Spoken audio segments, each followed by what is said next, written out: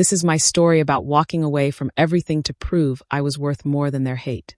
I stood in the corner of my own father's funeral reception, holding a plate of food I hadn't touched, watching strangers grieve louder than I was allowed to. They weren't strangers, technically. They were family. Just not mine. Can you believe he left that girl in the house? The whisper came from somewhere behind the dessert table. I didn't turn around. I'd learned years ago not to react. Probably hoping she'd get the message and leave on her own. Well, she's not actually family, another voice chimed in. Daddy had a soft heart, bless him, but this whole situation, it was always awkward. My fingers tightened around my plate. Situation. That's what I'd been for the last 19 years. A situation. Not a daughter. Not a sister. Just the black girl their father rescued from foster care when I was 9 years old. His act of charity that his biological children never forgave him for. Theodore Brooks had loved me anyway. Raised me anyway. Chose me anyway. And now he was gone. Vivian. I turned to find Catherine Dawson, Theodore's oldest daughter, standing with her arms crossed, her expression the same cold mask she'd worn since I was a child. Behind her stood the rest of them. Richard, the eldest son who'd barely spoken to Theodore in a decade. Amanda, the middle child who smiled in pictures and made my life hell when the cameras were off. And Jacob, the youngest, who'd at least had the decency to ignore me instead of torment me. We need to talk about the house, Catherine said. No greeting. No how are you holding up. Just business. Okay, I said quietly. Daddy's lawyer is reading the will tomorrow, but let's be realistic. Catherine's voice dropped, sweet as poison. You've been very lucky to have had a roof over your head all these years. But this home belongs to the Brooks family. Our family. I'm sure you understand. I understood perfectly. I understood that they'd taken my bedroom and turned it into a storage room the day I left for college. I understood that every Christmas, my name was left off the family photo. I understood that when Theodore got sick, they tried to keep me from visiting him in the hospital. Where would you like me to go? I asked, my voice steady despite the way my heart was shattering. Well, you have your little teaching job, don't you? Amanda cut in, her smile sharp. I'm sure you can find an apartment. Something appropriate. Appropriate. Code for small. Far away. Forgotten. We're not kicking you out tonight, Richard added, as if he were doing me a favor. But within the week would be best. Before the estate gets complicated. Across the room, I caught sight of Theodore's lawyer, Mr. Vincent Vega, a man who'd been my father's closest friend for 40 years. He was watching this exchange with an expression I couldn't quite read. When our eyes met, he gave me the smallest nod. I knew what it meant. Because 3 days ago, Mr. Vega had sat me down in his office and changed my entire life. Vivian, your father left you everything. The company, Brooks Industries, worth $520 million. The houses, the stocks, the legacy, all of it, every single asset. I'd nearly fainted. But he left one condition, Mr. Vega had continued, sliding a handwritten letter across his desk. He doesn't want you to tell them. Not yet. He wants you to see how they treat you when they think you have nothing. And then you get to decide what kind of woman you want to be. The letter had been in my father's shaky handwriting, written in his final weeks. My dearest Vivian, they will show you who they are when I'm not watching anymore. Let them. You don't need to prove anything to them. You only need to prove something to yourself, that you are more than their small minds could ever comprehend. Walk away if you must. Build your own life. The money is yours regardless, but I pray you use it to become the woman I already see in you. You were never my charity case. You were my greatest joy. Love. Dad. I had cried for an hour in that office. Now, standing in front of Catherine's entitled sneer, Richard's dismissive gaze, and Amanda's cruel smile, I made my choice. I'll be out by Friday, I said softly. Catherine's expression flickered. Surprise, then satisfaction. That's very mature of you. Is there anything of Daddy's you want to keep? Amanda asked, her voice dripping with false generosity. Maybe a book or something. As a memento. I have everything, I thought. Everything that matters. But out loud, I just said, no, I'm good. That night, I packed my life into 3 suitcases. Not because I had to. I could buy a mansion tomorrow if I wanted. But because I needed to remember this feeling. The feeling of being erased. Dismissed. Treated as less than. I needed to remember, so I'd never become them. As I loaded my car in the darkness, Mr. Vega's sedan pulled into the driveway. "You're really doing this?" he asked, stepping out. "My father wanted me to choose who I become," I said. "I'm choosing to walk away. You know you don't have to prove anything." "I'm not proving anything to them," I interrupted gently. "I'm proving something to myself, that I can build a life that honors him, that I'm more than what they see when they look at me." Mr. Vega studied me for a long moment, then nodded. "Your father would be proud. The money will be there whenever you're ready. No timeline. No pressure." "I know." I closed my trunk. "But I need to do this first. I need to know I can stand on my own." I drove away from the Brooks estate at 3 a.m., watching it disappear in my rearview mirror. Inside that house, they were probably already fighting over my father's things, completely unaware that the situation they'd just kicked out was now worth more than all of them combined. But I wasn't thinking about revenge. I was thinking about resilience, about grace, about becoming the woman my father had always believed I was. Not despite their hatred, but in spite of it. Hey beautiful souls, welcome back to the channel. Thank you for being here for my story, because this one's about something deeper than money. It's about worth. Where are you watching from today? Drop your location in the comments below. I love seeing this community spread across the world. And if this story is already hitting you in the chest, hit that subscribe button because we're just getting started, and you do not want to miss what happens next. Now here's what I need you to understand. I just walked away from $520 million. The family that despised me had no idea what they just lost. And in the years to come, I was going to build something they could never buy. But the question is, when I return, and oh, I will return, will it be for revenge, or will it be for something far more powerful? Because grace isn't inherited. It's earned, one broken piece at a time. My new life started in a 400-square-foot studio apartment in a neighborhood where car alarms were the morning alarm clock. It wasn't much. Cracked linoleum floors. A radiator that clanked like it had a personal vendetta. A window that overlooked a brick wall so close I could touch it if I leaned out far enough. But it was mine. I'd paid the first month's rent with money from my teaching job at Riverside Elementary. $2, $400 a month, which left me with about $800 after rent for everything else. Food, utilities, the subway pass I now needed because I'd left my car behind. It had been a gift from Theodore, which meant Catherine had probably already sold it. I didn't care. Every morning, I woke up at 5:30 a.m., made coffee in a thrift store percolator, and reminded myself why I was doing this. To prove I'm more than their hate. To honor the man who believed in me. My students at Riverside were mostly kids from immigrant families and single-parent homes. Kids who knew what it felt like to be overlooked, to be underestimated. I saw myself in every single one of them.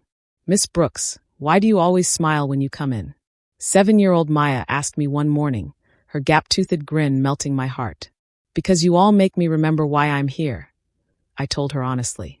What I didn't tell her was that teaching 23 second graders on a salary that barely covered rent was the most purpose I'd felt in years.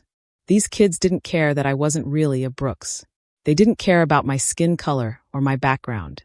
They cared that I showed up, that I saw them, that I made them feel like they mattered. Just like Theodore had done for me. 3 weeks into my new life, I met Dominic Cobb at a coffee shop near the school. I'd been grading papers at a corner table, my red pen flying across multiplication worksheets, when someone knocked over my coffee. Hot liquid spread across the table, soaking through papers I'd spent an hour reviewing. "Oh my God, I'm so sorry." I looked up to find a man in his mid-30s, wearing paint-splattered jeans and a worn Henley, looking absolutely horrified. His hands were already grabbing napkins, trying to salvage my work. "It's fine," I said quickly, though it very much wasn't. "Those were my students' assignments." "It's not fine. I just destroyed these kids' homework." He looked genuinely devastated. "I'm the worst human being alive." Despite everything, I laughed. "You're not even in the top 10 worst humans I know." Something in my tone made him pause. Our eyes met, and for a second, I saw something I hadn't seen in a long time. Genuine concern from a stranger who didn't want anything from me. "Let me buy you another coffee," he said. "And maybe breakfast?" As an apology for being a disaster of a human. I should have said no. I had papers to regrade, lesson plans to finish, and a life philosophy of keeping my head down and my circle small. but there was something about the way he smiled, crooked, self-deprecating, real, that made me say yes. Dominic Cobb was an artist. Not the pretentious kind who talked about finding himself through abstract expression, but the kind who taught art classes to seniors at a community center and painted murals on the sides of buildings in forgotten neighborhoods. "I'm basically broke 90% of the time," he admitted over pancakes, "but I get to spend my days making beauty in places that need it. So I figure I'm richer than most people." I nearly choked on my orange juice. If he only knew. "What about you?" he asked. "What's your story, Vivian Brooks?" I hesitated. What could I say? Well, I'm secretly worth $500 million, but I'm living in poverty to prove a point to people who hate me. I'm a teacher, I said simply. 2nd grade. I'm rebuilding my life right now. Rebuilding from what? The question was gentle, not pushy. Like he actually cared about the answer. From people who made me feel small, I said quietly. I'm trying to remember I'm not. Dominic studied me for a long moment, then nodded slowly. I get that. More than you know. And somehow I believed him.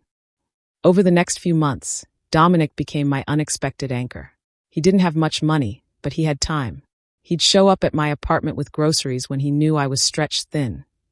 I got a commission, had some extra, thought you might want to cook together. He never made it charity. Always made it friendship. He introduced me to his world. Community art shows in warehouse spaces, poetry slams in basement cafes, drum circles in the park where strangers became family for an evening. This is where real people live, he told me one night as we painted a mural on the side of a bodega. Not in mansions counting money. Here, where life is messy and beautiful and real. I fell a little bit in love with him in that moment. Not because he was perfect, he was disorganized, chronically late, and his apartment looked like a paint bomb had exploded. But because he saw me, the real me, not the Brooks family reject. Not the secret heiress. Just Vivian, the woman I was choosing to become.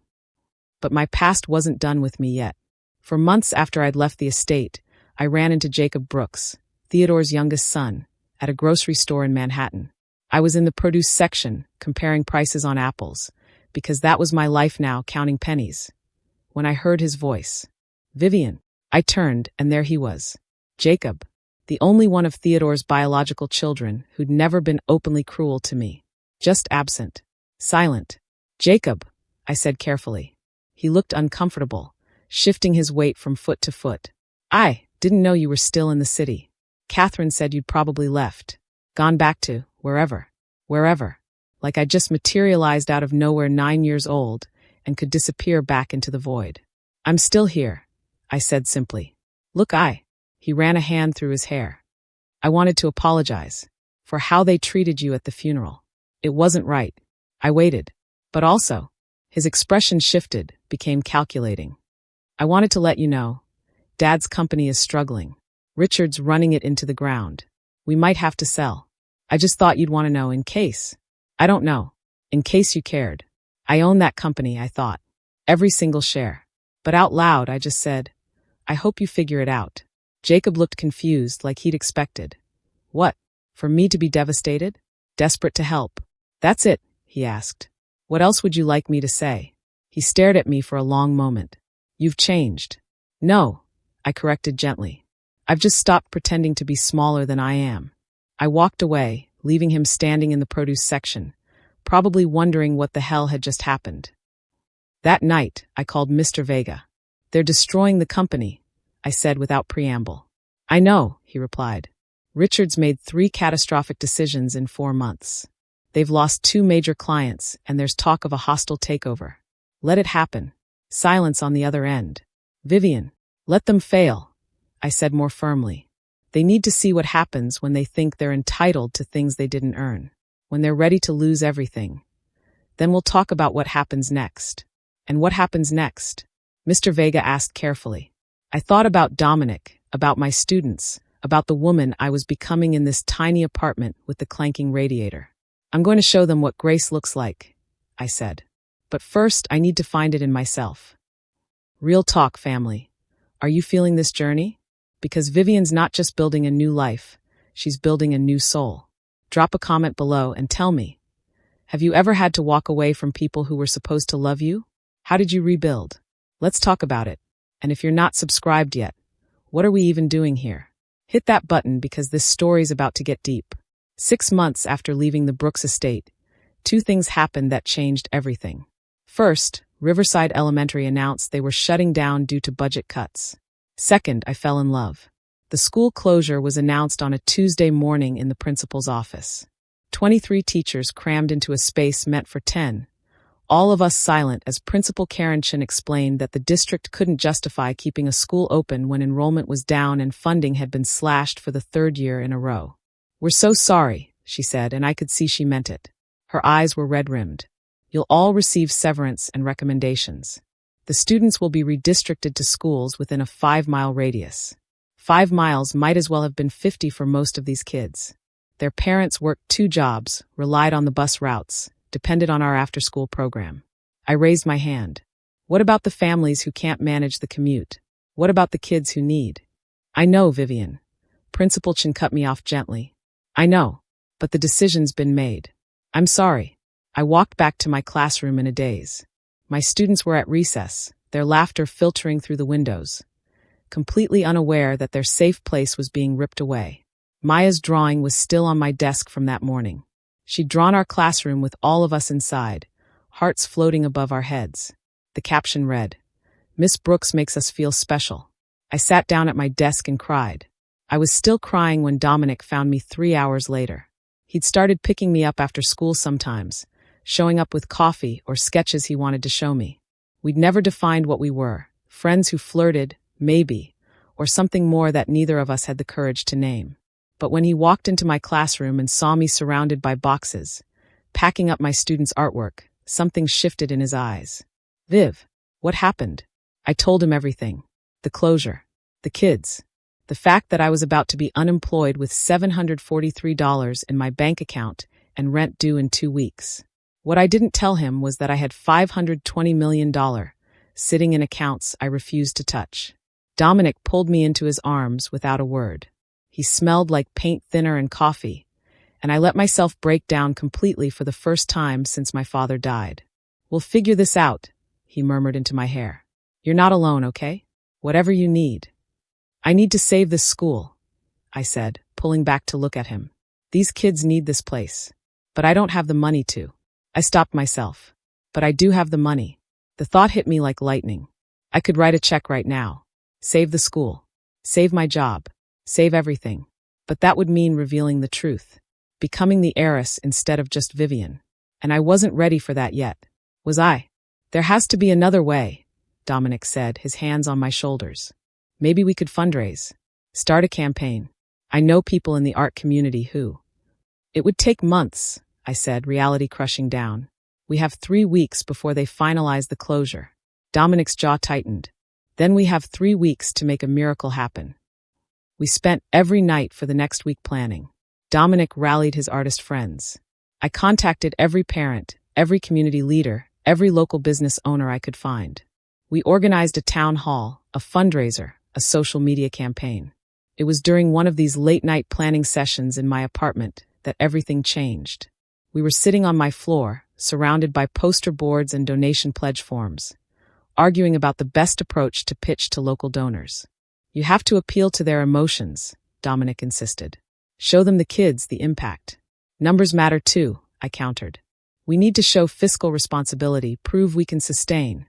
"You're thinking like a businesswoman," he said, and something in his tone made me look up. "What's wrong with that?" "Nothing. It's just, sometimes I forget you're more than just a teacher." He was studying me with an intensity I'd never seen before. "You've got this whole other layer. Like you've seen things, know things you're not telling me." My heart started racing. "What do you mean?" "I mean," he shifted closer. "I mean I've been falling for you for months, Vivian, and I keep waiting for you to let me all the way in. But there's this wall, this thing you're holding back." "Dom, I don't care what it is," he interrupted. "I don't care if you've got debt or a crazy ex or a secret past. I just need to know. Do you feel this too? Or am I the only one who's completely gone for you?" The world stopped. I could tell him. Right now. I could explain everything. The inheritance, the family, the reason I was living in poverty when I didn't have to. But I was terrified. What if he looked at me differently? What if the money changed things? What if he saw me as the heiress and not just as Vivian, the woman who burned pancakes and laughed too loud and graded papers with ridiculous comments to make kids smile? So instead of words, I kissed him.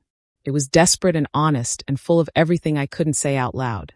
Dominic's hands tangled in my hair, and for the first time in months, I let myself feel something other than grief and determination. When we finally broke apart, both breathing hard, he pressed his forehead to mine.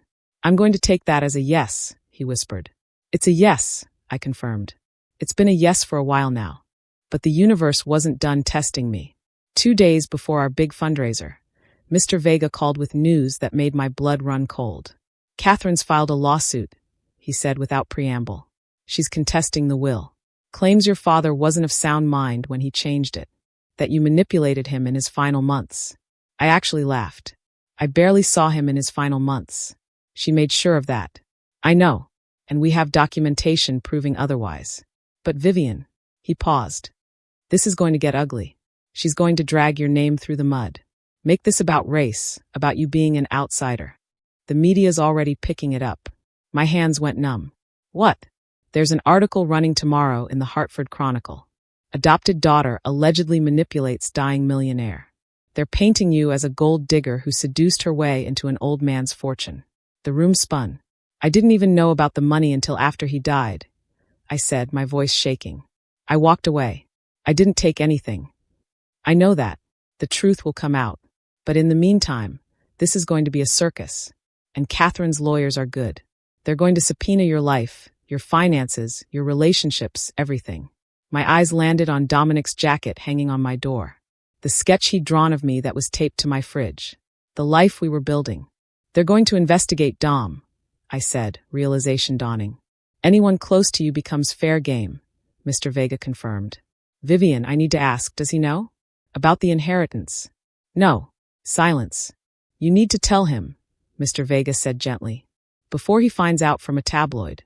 Before Catherine's lawyers twist it into something ugly. What if it changes things? Then he wasn't the right one. But Vivian, this man deserves to hear the truth from you. Not from lawyers trying to destroy your character." I told Dominic that night. We were supposed to be finalizing details for the fundraiser, but instead, I sat him down and unraveled my entire life story. The foster care system. Theodore choosing me. 19 years of being the charity case in a family that hated me. My father's death. The inheritance. The choice to walk away. All of it. Dominic listened without interrupting, his expression unreadable. When I finally finished, the silence stretched so long I thought my heart would crack in half. "Say something," I whispered. "Please. You're worth $520 million, he said slowly. "Yes. And you've been living in this apartment, scraping by on a teacher's salary, eating ramen and comparing apple prices." "Yes." "Why?" It was the simplest question with the most complicated answer. "Because I needed to know I could stand on my own," I said, tears streaming down my face. "Because I needed to prove, to myself, not to them, that I'm more than what they said I was. That I'm not just Theodore's charity project. That I can build something real, something that matters, without money defining me." Dominic stood up and walked to the window. My heart shattered. This is it. This is where he walks away. But then he turned around, and his eyes were shining. "You're the most incredible person I've ever met," he said, his voice rough with emotion. "Most people with that kind of money would have thrown it in their faces. Would have bought revenge. Would have shown them up. But you," he crossed the room, taking my hands.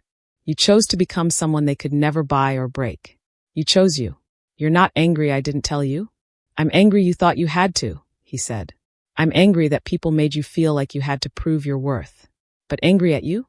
Viv, I fell in love with the woman who stays after school to help kids who struggle with reading, who splits her lunch with students who forgot theirs, who lights up when she talks about teaching 7-year-olds about kindness." He cupped my face in his hands. "The money doesn't change who you are. It never did. That's the whole point, isn't it?" I kissed him then, tasting salt from both our tears, and felt something I hadn't felt in years. Safe. The fundraiser happened 3 days later, the same day the article dropped. I woke up to 73 missed calls and a media circus outside my apartment building. The Hartford Chronicle had run the story. Brooks' heiress hid $520 million fortune while slumming as teacher. They'd twisted everything. Made it sound like I was playing poverty tourism, like I was mocking people who actually struggled. The comment section was vicious. Rich girl pretending to be poor is disgusting. She manipulated a dying old man, and now she's manipulating the system. This is why you can't trust anyone. I sat on my bathroom floor, hyperventilating, while Dominic fielded calls and tried to keep reporters from breaking down my door. "We can cancel the fundraiser," he said, kneeling beside me. "We can postpone until this blows over." "No." I forced myself to stand. "Those kids need that school. I'm not letting Catherine destroy that too. Viv, there are reporters everywhere.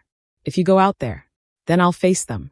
I looked at myself in the mirror, eyes swollen, hands shaking, but something fierce awakening in my chest. I've been hiding long enough. It's time they see exactly who I am. Y'all, can we talk about this moment? Because Vivian just made a choice that's going to change everything. Comment below. Would you have hidden the money, or would you have flexed on them from day one? I need to know what you would have done. And if you're feeling this story, smash that subscribe button because we're about to walk into a media storm and watch this woman shine. The community center where we'd planned the fundraiser was packed. But not just with supporters. Half the room was media, cameras, reporters with microphones, bloggers with phones recording everything. The other half was split between parents from Riverside Elementary who believed in me, and protesters who'd been whipped into a frenzy by Catherine's carefully planted stories. "Fraud," someone shouted as I walked in with Dominic. "Give back the money. You don't deserve it." Dominic's hand tightened on mine. "We can still leave." "No," I said firmly. "I'm done running." Principal Chen rushed over, looking panicked. "Vivian, maybe we should postpone. This is getting out of control." "It's already out of control," I said. "Let me speak." I walked to the front of the room, my hands shaking but my voice steady as I took the microphone. The room erupted in shouts, some supportive, most hostile. I waited until they quieted down. "My name is Vivian Brooks," I began. "And yes, everything you've read is true. I inherited $520 million from my adopted father. I've had access to that money for 6 months. And I haven't touched a single dollar." The room exploded again. I pushed through. I didn't touch it because I needed to know who I was without it. Because for 19 years, people told me I was nothing. A charity case. Someone who didn't belong. And I believed them for too long. My voice cracked, but I kept going. My father, Theodore Brooks, he pulled me out of foster care when I was 9 years old. I'd been in 7 homes in 4 years. I'd been hurt, neglected, told I was unwanted so many times I stopped believing anyone could love me. Tears were streaming down my face now, but I didn't wipe them away. Theodore loved me anyway. He chose me, not because he wanted a tax write-off or because he wanted to look good to his friends, but because he saw something in me worth saving. I looked directly at the cameras. When he died, his biological children made it very clear I wasn't family. They kicked me out of the only home I'd ever known. And you know what? I let them, because I needed to prove to myself that I was more than the money, more than the Brooks name, more than what anyone said I was. Someone in the crowd shouted, "So you're better than us? You're rich playing poor." "No," I said firmly. "I'm someone who needed to remember that my worth isn't measured in dollars, that the work I do with these kids." I gestured to the group of Riverside students who'd come with their parents. "That's what matters, not trust funds or mansions or family names." I took a shaky breath. "Tonight, we're here to save Riverside Elementary. This school serves 287 children. Most of them come from immigrant families, single parents, neighborhoods where violence and poverty are everyday realities.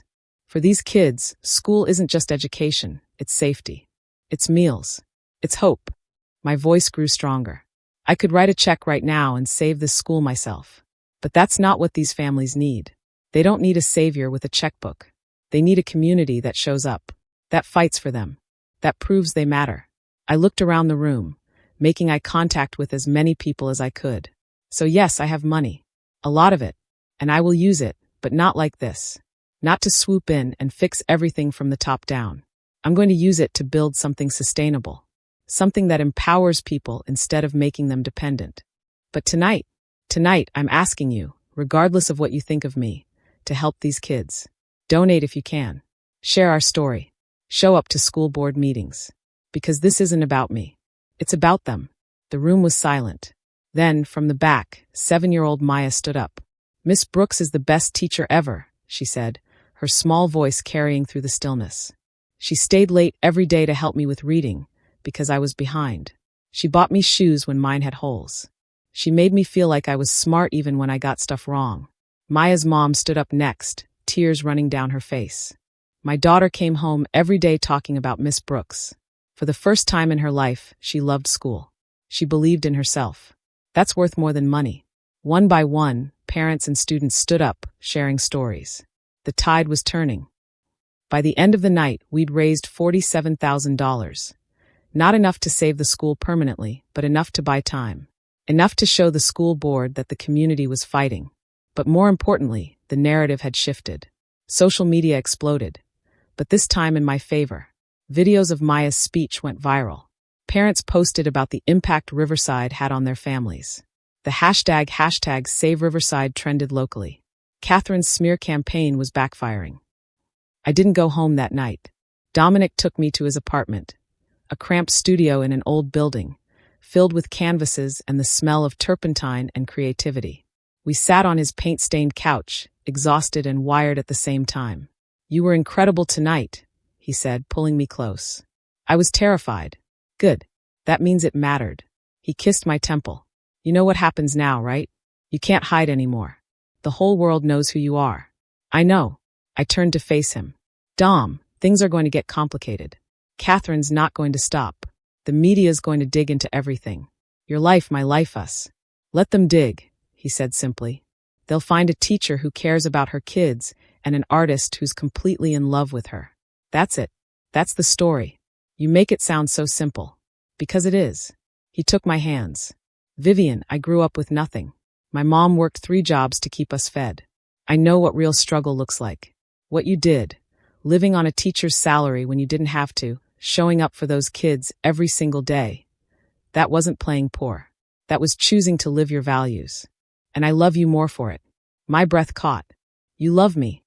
I've loved you since you argued with me about Impressionism at 2 a.m. while eating cold pizza in your apartment." He smiled. "The money doesn't scare me. What scares me is the thought of losing you to people who want to tear you down. You won't lose me," I promised. "Then we fight together," he said. "Whatever comes next, we face it together." What came next was worse than I imagined. Catherine escalated. Within a week, she'd given interviews to 3 major news outlets, painting herself as the grieving daughter whose father had been manipulated by a cunning outsider. She brought out old family photos, conspicuously cropped to exclude me. She cried on camera about how her father had changed in his final years, how I'd isolated him from his real family. It was masterful and completely false. But people believed her. Or at least, enough people did that the lawsuit gained traction. Then she went after Dominic. The tabloids ran stories. Brooks Heiress's artist boyfriend, gold digger or true love? They dug up his past. Found out his father had abandoned the family, that he'd dropped out of art school due to debt, that he'd been evicted twice in his 20s. They made him sound like a con artist who'd targeted me for money. I watched Dominic's jaw tighten as he scrolled through articles on his phone. We were in my apartment. He'd basically moved in at this point, neither of us wanting to be alone through the storm. "They're making me sound like I hunted you down," he said, his voice hollow. "Like I knew about the money and played you. Anyone who knows you knows that's ridiculous." "Do they?" He looked at me, and I saw real fear in his eyes. "Viv, what if this hurts you? What if the lawsuit uses me against you? Says you were in a relationship, and I influenced you to keep the money hidden or—" "Stop." I took his phone and set it aside. "Catherine's going to attack anyone close to me. That's what she does. But we know the truth. And the truth will come out." "When?" he asked, frustrated. "When does the truth actually matter? Because right now, it feels like lies are winning." I didn't have an answer for that. The breaking point came 2 weeks later. Dominic lost his teaching position at the community center. The director called him personally, apologetic but firm. "The board feels that with all the media attention, it's creating a distraction from our mission. We think it's best if you step back until things calm down." Translation: "You're too controversial. You're bad for our image." I found him sitting on the steps outside the center, his head in his hands. "They think I'm using you for money," he said when I sat beside him. "Parents complained. Said they didn't want their kids taught by someone connected to that scandal." My heart shattered. Dom, I'm so sorry. It's not your fault. But his voice said otherwise. Maybe I should step back. From us. Just until the lawsuit is settled and things die down. No. The word came out fiercer than I intended. Absolutely not. That's exactly what Catherine wants. She wants to isolate me. Make me vulnerable. Make me feel like I'm toxic to everyone I love. But you're not toxic, Viv. I am. To you. He finally looked at me, and his eyes were devastated. Everything I touch in your life turns to shit. The media, the lawsuit, now this. You're the only real thing I have, I interrupted, grabbing his face. You're the only person who sees me and doesn't see dollar signs or color or baggage. You see Vivian. And I'm not losing that. I'm not losing you. What if I'm not strong enough for this? His voice broke. What if I can't handle watching them tear you apart and being powerless to stop it? Then we'll be powerless together, I said. But we don't give up. We don't let them win. That night, I made a decision. I called Mr. Vega. I want to countersue, I said. Vivian, I don't think that's. Not for money. For defamation. For slander. Catherine has spent months destroying my reputation, attacking my character, and now she's going after innocent people in my life. I want her to face consequences. Mr. Vega was quiet for a moment. That's a nuclear option. It'll make everything more public, more ugly. It's already ugly, I said. And I'm done playing defense. She wants a war? Fine. But I'm not going to just sit here and let her destroy everything my father built and everyone I love. What changed? Mr. Vega asked gently. I looked at Dominic, who was sleeping on my couch, exhausted from carrying the weight of other people's judgment. I realized that protecting myself means protecting the people I love, I said. And I have the resources to fight back. It's time I used them. All right, Mr. Vega said, and I could hear the approval in his voice. Let's build a case. But Vivian, once we do this, there's no going back. You'll be fully public, fully exposed. Everything about your life becomes fair game. I'm already exposed, I said. At least this way, I'm fighting back. The countersuit was filed 3 days later. The media went insane. Heiress war, adopted daughter fights back against Brooks' family. $520 million inheritance battle gets ugly. Vivian Brooks, victim or villain? My legal team. Mr. Vega had brought in 2 more attorneys who specialized in defamation. Prepared a meticulous case. Every lie Catherine had told. Every interview where she'd twisted facts. Every tabloid story she'd planted. We had emails, text messages, proof that she'd coordinated with reporters to smear me. But Catherine had something too. In a stunning move, she produced witnesses, household staff from Theodore's final months, who testified that I'd visited frequently, that I'd been overly affectionate with my elderly father, that I'd discussed his business affairs with him. They made it sound sinister, manipulative. What they didn't mention was that I'd visited because he was dying and I loved him. That overly affectionate meant holding his hand while he went through chemo. That discussing business affairs was him teaching me about the company he built because he wanted me to understand it. Context didn't matter in sound bites. The court of public opinion was split down the middle. Then Dominic did something that changed everything. Without telling me, he organized an art show. He called it Worth, a study in value. He invited every artist he knew, every community leader, every person who'd been touched by Riverside Elementary or the community centers where he taught. He invited the media, and he filled a warehouse gallery with paintings. Paintings of me teaching, of my students, of the neighborhood where I lived, of Theodore's hands holding mine in a hospital room. He'd sketched it from a photo I'd shown him once. Each painting had a placard with a story. Not about money.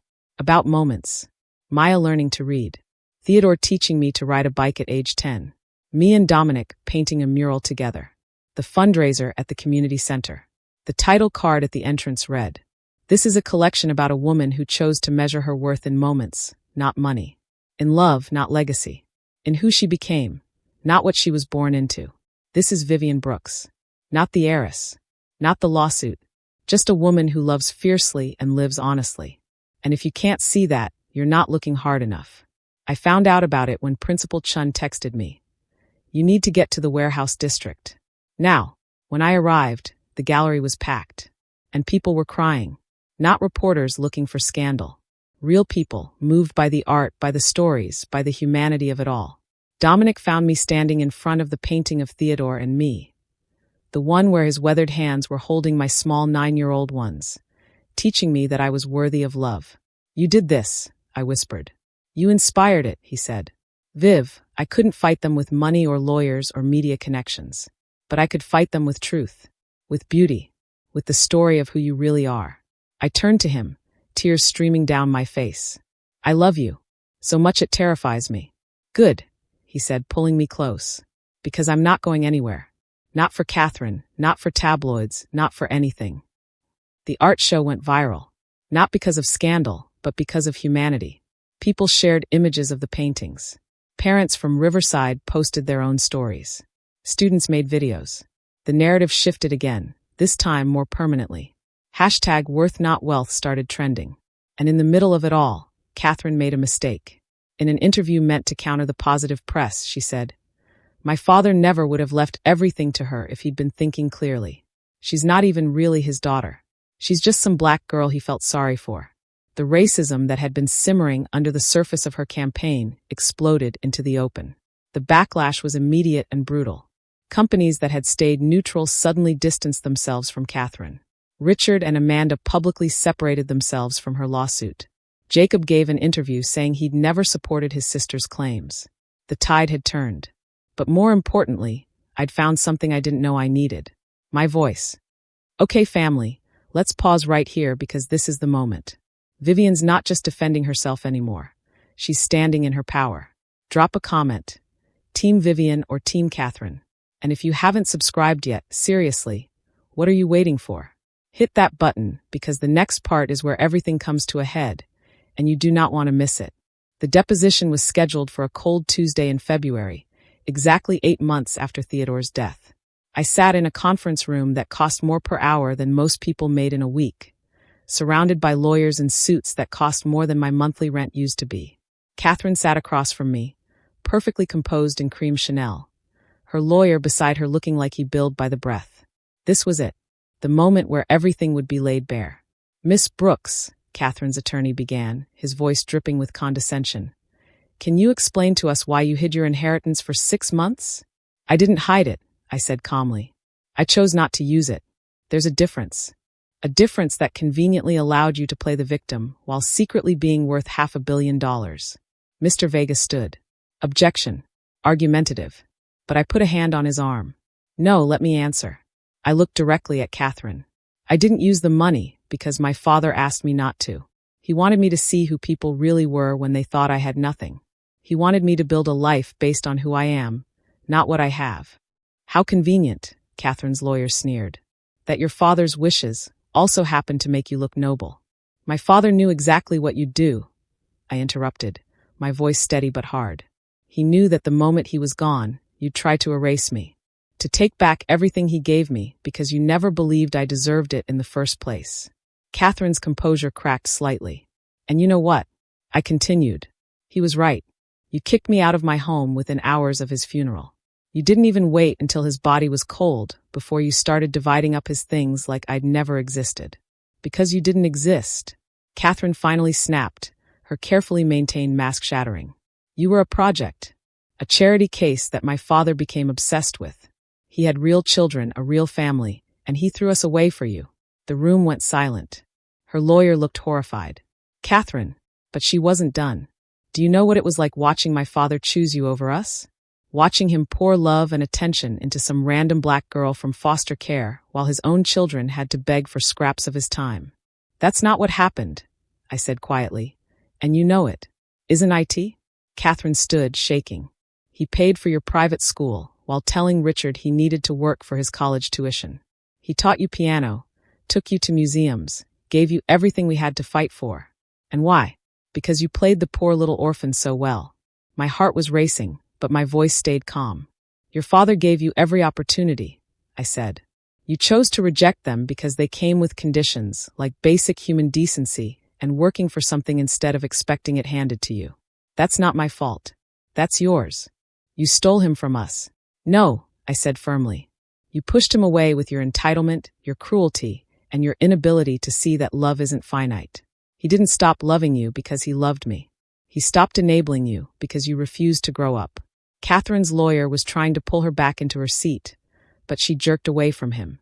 "This is exactly what I'm talking about," she screamed. "You manipulated him. Made him think we were the problem when you were the one poisoning him against his own family." And then she said it, the thing that would end her case forever. "He never would have chosen a—" She caught herself, but not fast enough. The word hung in the air, unspoken but heard by everyone in the room. The court reporter's fingers froze on her keyboard. Mr. Vega's expression went ice cold. Catherine's lawyer dropped his head into his hands. "Say it," I said softly. "Go ahead. Say what you really mean." Catherine's face went white as she realized what she'd almost revealed. "I think we're done here," her lawyer said quickly, already packing his briefcase. "We need to discuss."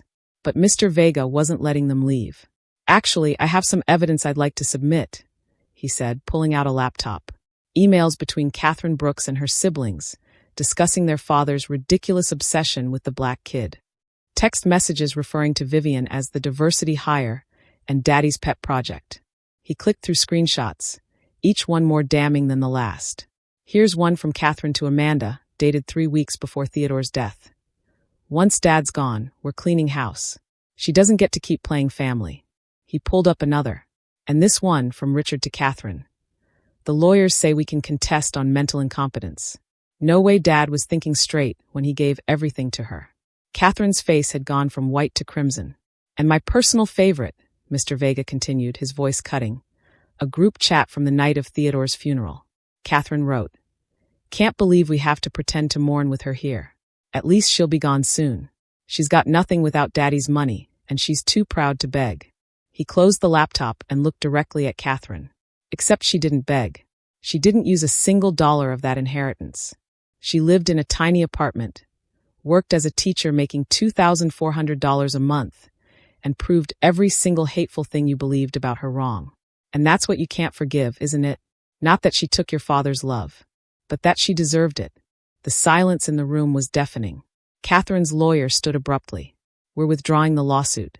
Effective immediately." "David," Catherine started. "Now, Catherine," her lawyer snapped.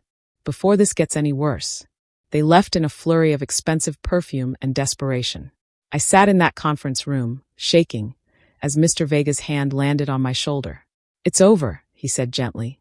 "They can't touch you now. The inheritance is legally yours, free and clear." I should have felt victorious. Instead, I felt hollow. "She really hates me that much," I said, my voice small.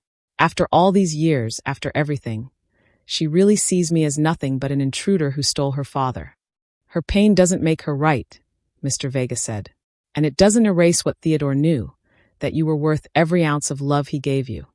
I walked out of that building into February sunshine that felt too bright for how dark I felt inside. Dominic was waiting on the steps, exactly where he'd promised to be. "How bad?" he asked, searching my face. "It's over. We won." I fell into his arms. But Dom, the way she looked at me, the things she said. "I know, baby. I know." She almost said it, the N-word, in a legal deposition. "That's how much she hates me." Dominic held me tighter. "Her hate says everything about her and nothing about you. Then why does it still hurt so much?" "Because you're human," he said into my hair. "Because some part of you still wanted them to see you, to choose you, to prove that Theodore wasn't the only one who could love you for who you are." He pulled back to look at me. "But Viv, you don't need their validation. You never did. You've got a community of kids who love you, parents who trust you, people who showed up to fight for Riverside because of who you are, not what you have. You've got me, and you've got your father's legacy. Not the money, but the love. The belief that you were worth choosing." Tears streamed down my face. "I miss him so much. I know you do." We stood there on those courthouse steps, holding each other while the world moved around us, and I let myself grieve. Not just for Theodore, but for the family I'd never have, for the acceptance that would never come, for the little girl who'd spent 19 years trying to prove she belonged. That night, back in my apartment, which suddenly felt unbearably small now that I could afford anything, I sat down and wrote a letter. Not to Catherine, not to the family who'd rejected me, to myself. "Dear Vivian, you are 9 years old, and you're about to meet a man who will change your life. He's going to walk into that group home and choose you, not because you're perfect, not because you're easy, but because he sees something in you worth loving. You're going to doubt it for years. You're going to wait for him to send you back. You're going to try to be smaller, quieter, less than you are, hoping that if you don't take up too much space, he'll let you stay. But he's going to love you anyway. And when he's gone, you're going to face people who tell you that love was a mistake, that you weren't really his daughter, that you were just a project, a phase, a diversity checkbox.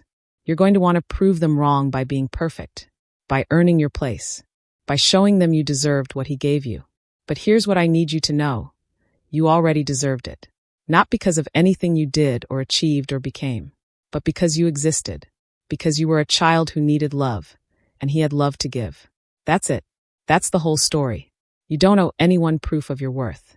You don't have to earn the right to take up space. You are allowed to be loved, to be chosen, to inherit not just money but legacy. The legacy of a man who saw you and decided you were worth fighting for. So stop shrinking. Stop hiding. Stop waiting for permission to be great.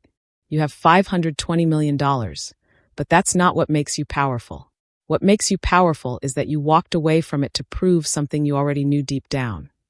That you are more than what anyone says you are.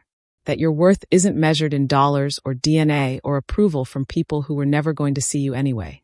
You are Vivian Brooks. Daughter, teacher, fighter, survivor. And you are enough. Love, you. I folded the letter and put it in the wooden box where I kept Theodore's final letter to me. Then I called Mr. Vega. I'm ready, I said when he answered. Ready for what? To use the money. To build something. To stop hiding who I am and start becoming who I'm meant to be. I could hear the smile in his voice. Tell me what you need. 3 days later, I held a press conference. Not to defend myself or attack Catherine, but to announce something that would change everything. I stood in front of cameras, Dominic beside me, Principal Chun and Maya, and dozens of Riverside families behind me, and I told the world my plan. My name is Vivian Brooks, I began, my voice steady and clear. And I'm the sole heir to the Brooks Industries fortune. For the last 8 months, I've been living on a teacher's salary while sitting on an inheritance worth $520 million because I needed to understand who I was without it. I paused, looking directly into the cameras. What I learned is this: money doesn't make you who you are, but what you choose to do with it can define your legacy. I held up a document. Today, I'm announcing the Theodore Brooks Foundation, a nonprofit dedicated to supporting underserved schools, foster care reform, and community arts programs. I'm seeding it with $250 million. Gasps rippled through the crowd. Riverside Elementary will be our first project. We're not just saving it, we're transforming it. New facilities, teacher salary increases, free after-school programs, mental health resources, and scholarships for every graduating 8th grader. Principal Chun was crying behind me. But more than that, we're creating a model that can be replicated. Because there are thousands of schools like Riverside across this country. Thousands of kids who deserve to feel safe, seen, and valued. And I'm going to use every resource I have to fight for them. A reporter shouted. What about Brooks Industries? Are you taking over the company? No, I said firmly. Richard can keep running it into the ground for all I care. I'm building something new. Something that honors my father's real legacy. Not corporate profits, but human dignity. What about your siblings? Another reporter called. Have they reached out since withdrawing the lawsuit? They haven't, I said simply. And that's okay. I'm not doing this for their approval. I'm doing it because my father taught me that when you're given much, you have a responsibility to give back, to lift others up, to use your privilege to dismantle the systems that create inequality in the first place. I smiled, feeling lighter than I had in months. I spent 8 months proving I could survive without money. Now I'm going to spend the rest of my life proving that money, used right, can actually change the world. The response was overwhelming. Donations poured into the foundation. Schools reached out asking to partner. Educators, social workers, community leaders. Everyone wanted to help. And Dominic? Dominic proposed. It wasn't fancy. We were painting a mural at Riverside, the first project of the school's renovation. When he suddenly stopped, turned to me with paint-covered hands, and said, "Marry me." I almost dropped my brush. What? Marry me, Vivian. I don't have a ring. I don't have money or a plan or anything figured out. But I have you. And I want to spend the rest of my life watching you change the world and reminding you every day that you're the most incredible woman I've ever known. I was crying and laughing and nodding all at once. Yes. Yes, of course, yes. He kissed me right there, in front of 23 second graders who immediately started screaming and cheering, and I felt something I'd been searching for my entire life. Home. Not a place. Not a bank account. Not a family name. But a feeling. A certainty. A deep, unshakable knowledge that I was exactly where I was supposed to be. Y'all, can we just talk about this transformation? From the girl who was kicked out of her own father's house to the woman who just pledged $250 million to change lives?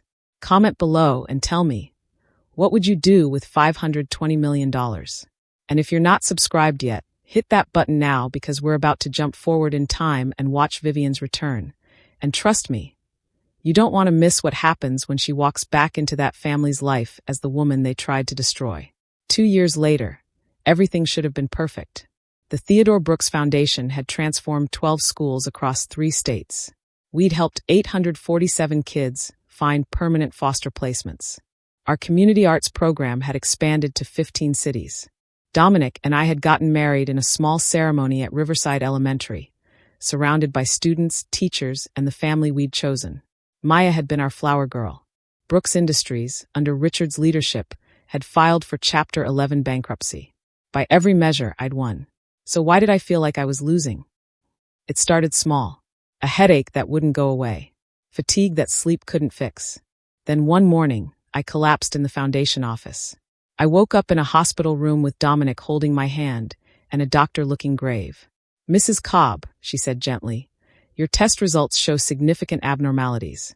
We need to run more tests, but we're looking at a potential autoimmune disorder. Possibly lupus." The word hit me like a physical blow. "Lupus," I repeated numbly. "We're not certain yet," the doctor continued. "But your symptoms, the fatigue, the joint pain you mentioned, the inflammation markers in your blood, they're all consistent. We need to start treatment immediately." I looked at Dominic. His face was white, his hand crushing mine. "What does treatment look like?"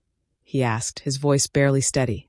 "Immunosuppressants, steroids, lifestyle changes, and we'll need to monitor closely. Lupus can affect multiple organ systems, heart, kidneys, lungs. We caught it early, which is good, but Vivian, you're going to need to slow down significantly." Slow down. I had 12 schools depending on me. A foundation staff of 37 people. Programs launching in 4 new cities next month. Kids who needed me. How significantly? I whispered. The doctor's expression told me everything I needed to know. The next 3 months were hell. The medication made me sick. I lost weight. My hair started falling out. Some days, I couldn't get out of bed without Dominic's help. But worse than the physical symptoms was watching my life slowly dismantling. I had to step back from the foundation, hand over daily operations to my deputy director, a brilliant woman named Alice Liddell, who I trusted completely. But it killed me to watch from the sidelines. "You need to rest," Dominic kept saying. "The foundation will survive without you for a few months."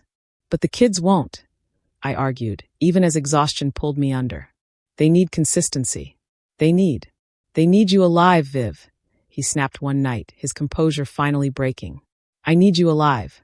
So please stop trying to save the whole world and let yourself heal." I'd never heard him sound so scared. Then the media found out. Of course they did.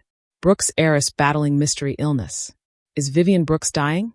Foundation in crisis as founder falls ill. The vultures circled again, turning my health crisis into entertainment. And Catherine saw an opportunity. She didn't come herself. She sent Jacob. He showed up at my apartment on a Tuesday afternoon, looking uncomfortable in a suit that probably cost more than my first month's rent had. Dominic answered the door. "You've got to be kidding me. I just want to talk to Vivian," Jacob said. 5 minutes. Please. I was on the couch, wrapped in blankets despite the spring warmth, looking like a shadow of myself. But I nodded to Dominic. "Let him in." Jacob sat across from me, and for a long moment he just stared. "You look terrible," he finally said. "Thanks. That's exactly what every sick person wants to hear." "I didn't mean." He ran a hand through his hair. "Look, I came because Catherine sent me, but also because I wanted to see for myself." "See what?" "If the rumors were true, that you're actually sick, that the foundation's struggling. He leaned forward. Vivian, Brooks Industries is in bankruptcy. Richard's a disaster. The family legacy is imploding. And Catherine, she's desperate. Why are you telling me this? Because she wants to make you an offer. I actually laughed, which turned into a coughing fit that left me breathless. Dominic was beside me instantly, helping me sit up, glaring daggers at Jacob. An offer, I finally said. Let me guess. She'll drop all the public attacks. Stop talking to the media about what a fraud I am, if I just hand over the company. Or maybe give her a few million to save the Brooks name. Jacob's silence was answer enough. Get out, Dominic said coldly. Wait, I held up a hand. I want to hear this. What exactly does Catherine want? Jacob shifted uncomfortably. She wants you to merge the foundation with Brooks Industries. Use your resources to save the company. In exchange, she'll publicly apologize for the lawsuit, acknowledge you as Theodore's real daughter, welcome you back into the family. The audacity was breathtaking.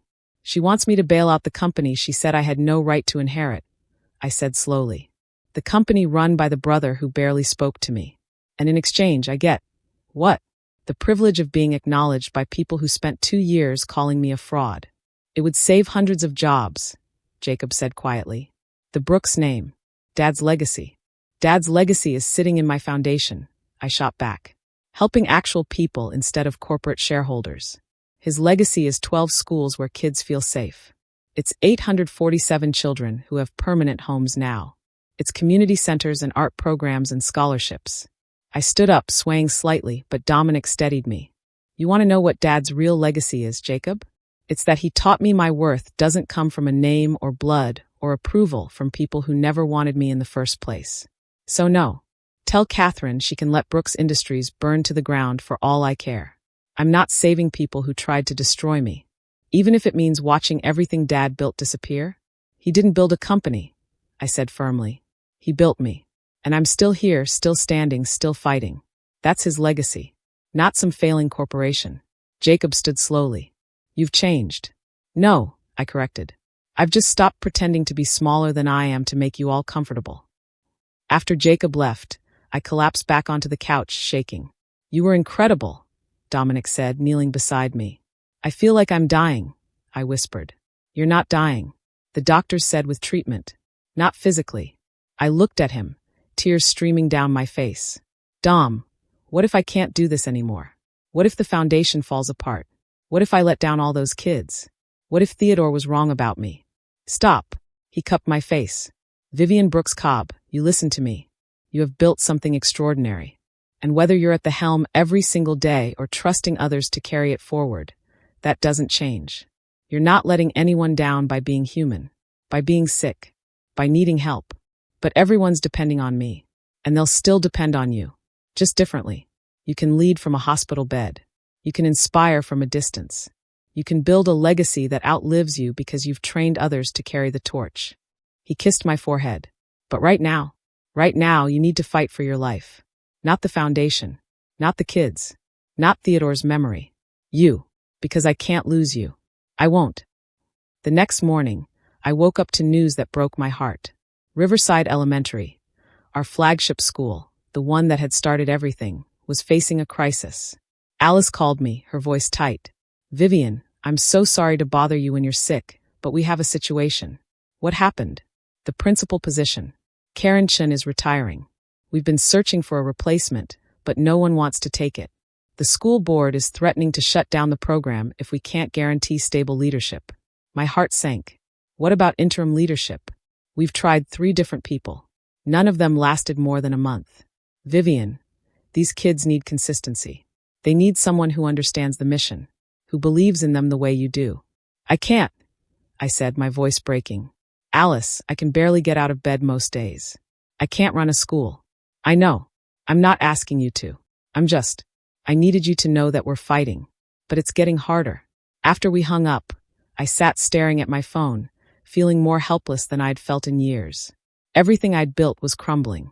My health was failing. The family I'd chosen to leave behind was circling like sharks, waiting for me to fail so they could swoop in and claim they were right all along. And I couldn't do anything about any of it. That night, I had a panic attack so severe Dominic had to call an ambulance. In the ER, hooked up to monitors, I finally hit bottom. I can't do this, I told the ceiling. I can't be strong anymore. I can't keep fighting. Dominic was beside me, his face ravaged. Then don't. Let me be strong for you. Let the foundation team carry the load. Let yourself rest, baby. Please. What if resting means giving up? What if resting means surviving? He countered. What if the bravest thing you can do right now isn't pushing through, but admitting you need help? I turned to look at him. This man who'd loved me when I had nothing, who'd stood by me through lawsuits and media attacks and now sickness. I'm scared, I whispered. I know. Me too.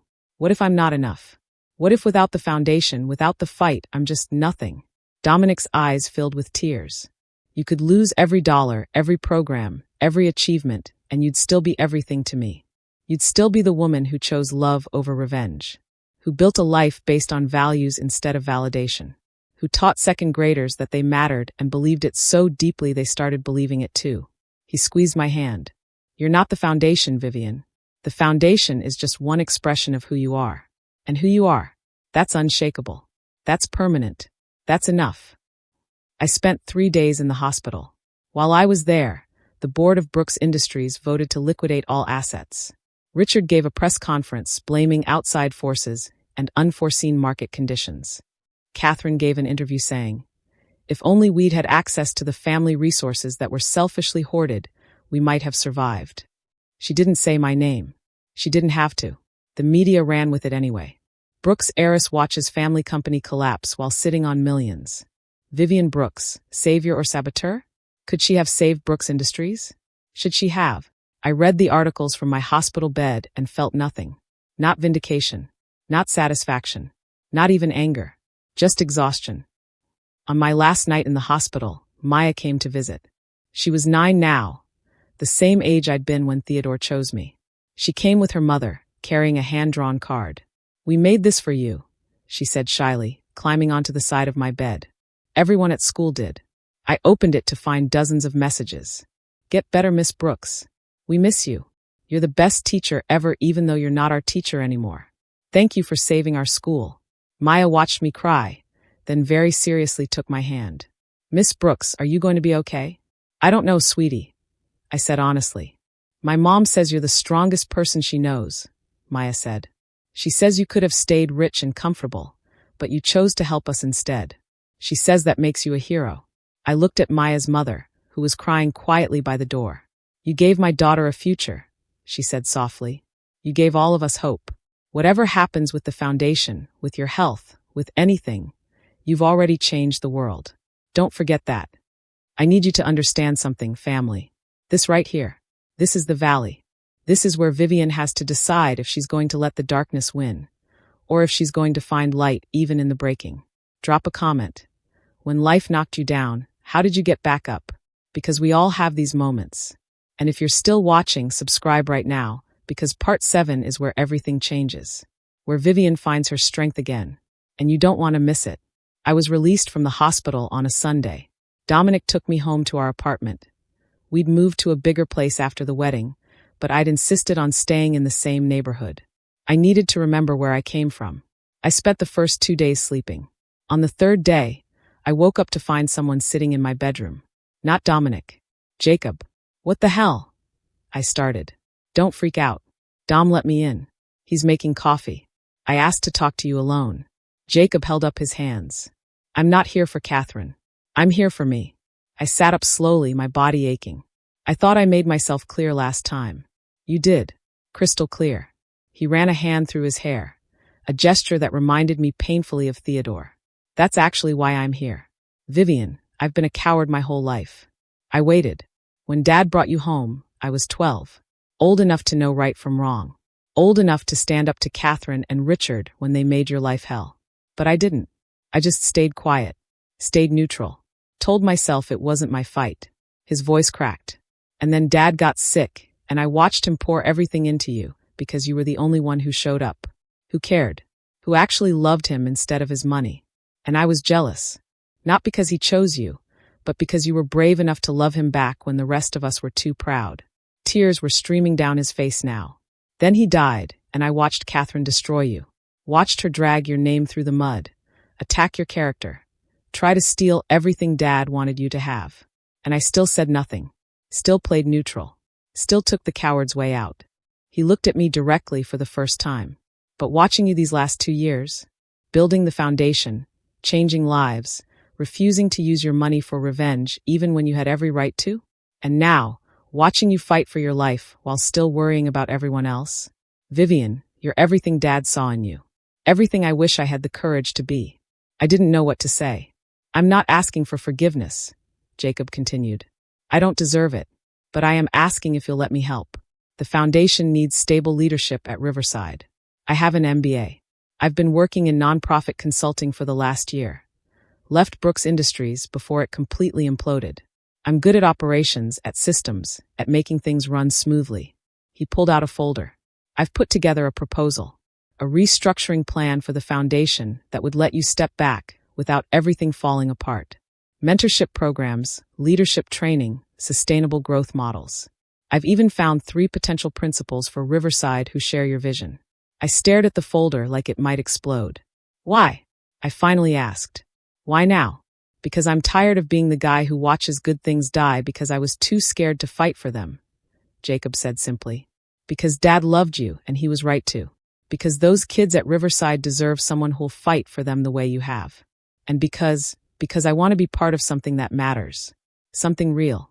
Not just corporate profits or family names, but actual change. He stood up. I'm not asking you to trust me. I know I haven't earned that. But let me prove myself. Let me help carry the weight while you heal.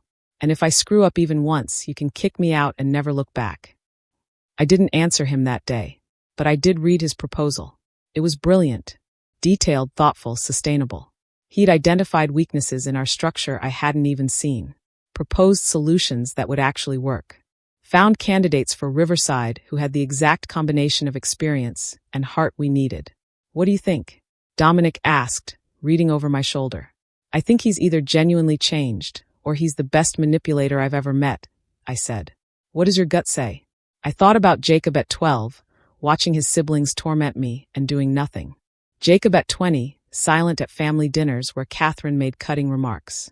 Jacob at the funeral, unable to meet my eyes. But I also thought about him showing up at the hospital, about the tears in his eyes, about the fact that he'd left Brooks Industries before it collapsed. Walked away from the family business to do something meaningful. My gut says people can change, I said slowly. And that maybe I need to give someone the same chance Theodore gave me.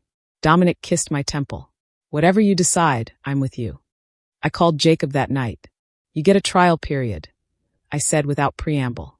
3 months. You report directly to Alice. You don't make any major decisions without running them by the board.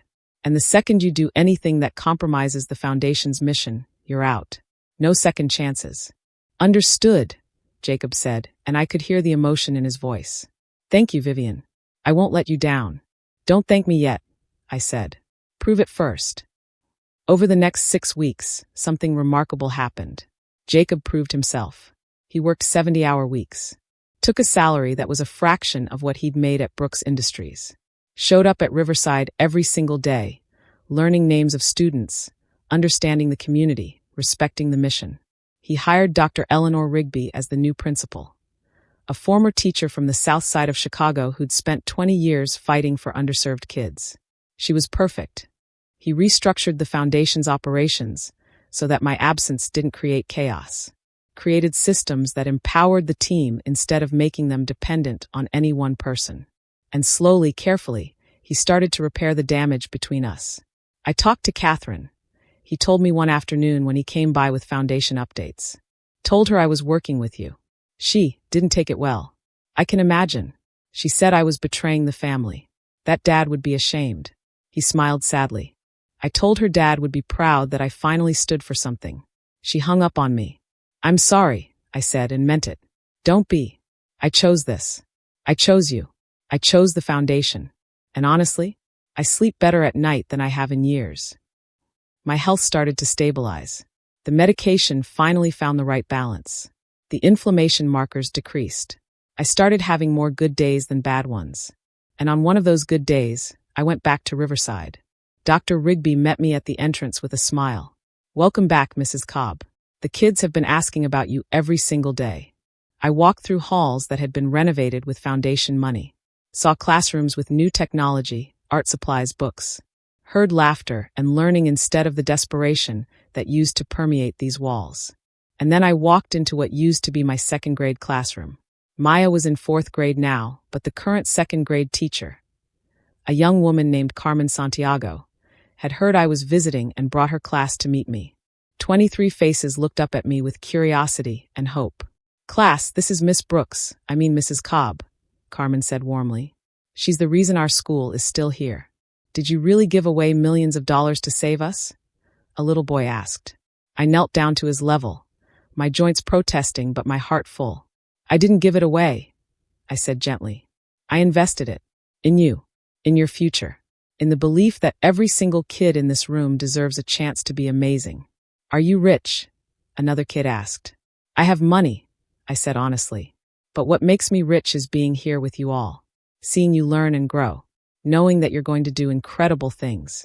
A little girl raised her hand. "My mom says you were sick. Are you better now?" "I'm getting better," I told her. "Some days are hard, but I have people who love me and help me. Just like you all have teachers and families who love and help you. And you have us," the first boy declared. "We can help you too." The whole class erupted in agreement, their voices overlapping. "We'll make you cards.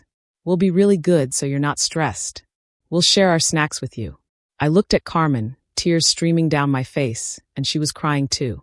These kids, these beautiful, resilient, generous kids, they were why I'd fought. Why I'd walked away from the Brooks family. Why I'd lived in poverty and built from nothing and refused to let hate win. This was my legacy. Not money. Not revenge. Not proving anyone wrong. Just love. Just hope. Just the radical belief that every child deserves to be seen and valued and given a chance. That night, I called an emergency board meeting of the Theodore Brooks Foundation. Alice, Jacob, Dominic, Dr. Rigby, and 3 other board members gathered in our conference room. "I have an announcement," I said, standing at the head of the table. "I'm stepping down as executive director." The room erupted in protests. "Wait, let me finish," I said, holding up my hand. "I'm stepping down as executive director because I've realized something. This foundation can't be about one person, even me. It has to be bigger than any individual. It has to be sustainable, resilient, built to last beyond any of us." I looked at Alice. "Alice, I'm promoting you to executive director. You've been running operations brilliantly, and you have the vision and skills to take this to the next level." Alice's eyes went wide. "Vivian, Jacob, you'll be COO. You've proven yourself over these last 6 weeks. You understand the mission, you're brilliant at systems, and you've earned this position." Jacob looked stunned. "As for me," I continued, "I'll remain as founder and board chair. I'll focus on vision, fundraising, and advocacy. But the day-to-day operations? That's not sustainable for me anymore. And honestly, it's not the best use of my skills." I sat down, suddenly exhausted but also lighter than I'd felt in months. My father gave me an incredible gift. Not just money, but the belief that I could change the world. And I have. We have. Together. But the way we sustain that isn't by running ourselves into the ground. It's by building systems, empowering leaders, and trusting that the work is bigger than any one person. Dominic took my hand under the table. "So that's my proposal," I finished. "A foundation built for the long haul. One that'll still be changing lives long after all of us are gone." The board voted unanimously in favor. 3 weeks later, I got a call from an unexpected source. Amanda, Theodore's middle daughter, the one who'd been Catherine's silent partner in cruelty for years. "Vivian," she said when I answered, her voice tentative, "I know you probably don't want to hear from me. Then why are you calling?" "Because I owe you an apology. A real one. Not the kind Catherine would give for PR purposes." I waited. "I was cruel to you," Amanda said, her voice breaking. "For years. I made your life hell because I was jealous and insecure, and I couldn't handle that Dad chose you. That he loved you in a way he never loved us." She took a shaky breath. "But the truth is, he didn't stop loving us because of you. He stopped enabling us because we were entitled assholes who treated you like garbage. And instead of recognizing that and changing, we doubled down. We made you the villain, so we didn't have to face our own failures." Tears pricked my eyes. "I've watched what you've done with the foundation," Amanda continued. How you could have destroyed us, could have bought Brooks Industries just to shut it down, could have publicly humiliated us, could have done a million things to get revenge. But you didn't. You just built something beautiful. Something Dad would have loved. Amanda, I'm not asking for forgiveness, she interrupted. I don't deserve it. I'm just asking if someday, maybe I could volunteer at the foundation. Not in any leadership role. Just, I want to be part of something good. Something that actually matters. Like Jacob is. I was silent for a long moment. There's a literacy program at Riverside, I finally said. They need reading tutors. It's unglamorous work, sitting with kids who struggle, being patient, showing up consistently. I'll do it, Amanda said immediately. Twice a week. Minimum 6-month commitment. You miss 2 sessions without a valid reason, you're out. I understand. And Amanda, I'm not doing this for you. I'm doing it for the kids who need help. If you're going to show up, you show up for them. Not to make yourself feel better about the past. I know, she said softly. And Vivian, thank you for giving me a chance I don't deserve. That night, I sat with Dominic on our balcony, watching the city lights. Your father would be so proud of you, Dominic said quietly. I hope so. I know so. You took everything he gave you. The money, the love, the belief. And you multiplied it. You turned inheritance into legacy. I leaned into him, feeling the warmth of his body, the steadiness of his presence. I couldn't have done any of this without you, I said. Yes, you could have. But I'm glad you didn't have to. We sat in comfortable silence for a while. Then Dominic said, There's something I've been wanting to talk to you about. I looked up at him. What? I want us to start a family. My heart stopped. Dom, I know your health is still fragile. I know it might be complicated. But Viv, I watch you with those kids at Riverside, and I see how much love you have to give. And I want to build a family with you. Whether that's biological kids or adoption or foster care or all of the above. I just want to create the kind of home your father created for you. Full of love and second chances and the belief that every kid deserves to be chosen. I was crying again, but this time from joy. I want that too, I whispered. So much. Yeah. Let's build a family. Let's fill our home with kids who need love. Let's prove that family isn't about blood or biology. It's about showing up, choosing each other, and believing in the power of unconditional love. Dominic kissed me, soft and sweet and full of promise. And for the first time since Theodore died, I felt it. Complete peace. Not because everything was perfect. My health was still uncertain. There would still be hard days. Catherine was probably still out there somewhere, bitter and angry. But I had built a life that mattered. I had people who loved me. I had a purpose that extended beyond myself. I had become the woman my father always knew I could be. 5 years after Theodore's death, I returned to the Brooks estate for the first time. Not because I wanted to, because Catherine was dying. The call came from Richard. His voice was subdued, almost humble, a tone I'd never heard from him before. Vivian, it's Richard. I know we haven't spoken in years. I know we don't have the right to ask anything of you. But Catherine has stage 4 pancreatic cancer. She has maybe 3 months. And she's asking for you. I almost hung up. But Dominic, who'd been listening on speaker, squeezed my hand. We had 2 foster sons now, Marcus. I smiled at the irony of finally using that name. And Isaiah, ages 7 and 9. They'd taught me so much about forgiveness, about meeting people where they are. Why does she want to see me? I asked carefully. I think she wants to make peace. Before it's too late. I took a week to decide. In that week, I talked to Jacob, who'd become not just a colleague but a genuine friend. He'd been promoted to CEO of the foundation after Alice moved to head up our national expansion. He'd proven himself 1,000 times over. You don't owe her anything, Jacob said. After everything she did to you. I know I don't owe her, I interrupted gently. But maybe I owe it to myself. To close that chapter completely. To show her and me that her hate didn't win. I talked to Amanda, who'd been volunteering at Riverside for 4 years now. She'd become one of our most dedicated tutors, showing up every Tuesday and Thursday without fail. She'd apologized countless times, and slowly, carefully, we'd built something that resembled friendship. She's scared, Amanda told me honestly. Scared of dying, scared of being forgotten, scared that she wasted her whole life on bitterness. I've been visiting her, and Vivian. She's not the same person.